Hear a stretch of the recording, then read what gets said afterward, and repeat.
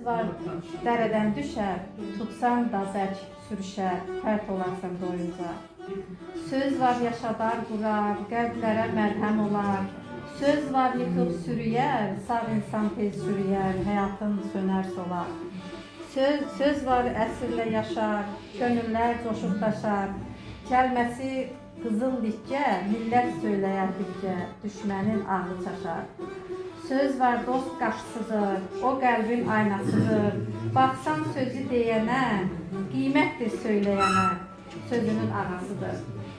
Söz ağası olan bütün bacılara, qardaşlara uğurlar arzulayıram, can sağlığı arzulayıram, İlahi qardaş sizə bərəkətli ömür arzulayıram, sağlıqlı ömür arzulayıram. Allah sizləri qorusun, sizləri böldükdən əskiyləməsin, bütün bu bacı qardaşları başımızın üstündən əskiyləməsin. Sizin yanınızda çox xoşbəxtəm.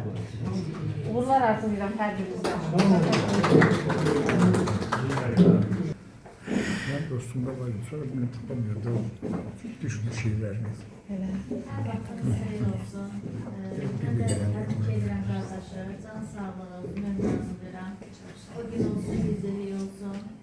Tutar Hanım'a da can sağlığı olsun, ömür arzulayıram. Ve teşekkür ederim ki ben bu güzel meclise davet edip. Bir daha Allah sizden razı olsun. Ad günümüz mübarek olsun.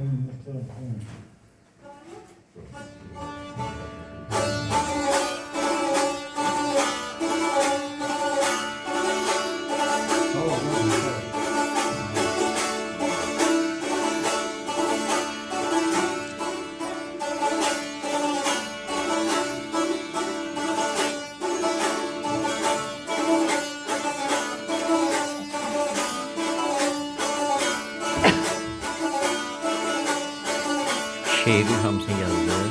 O başında xəbərim olmadı. Perevleri yazıram, yazmamış. Amma qəşəng çıxış elədim.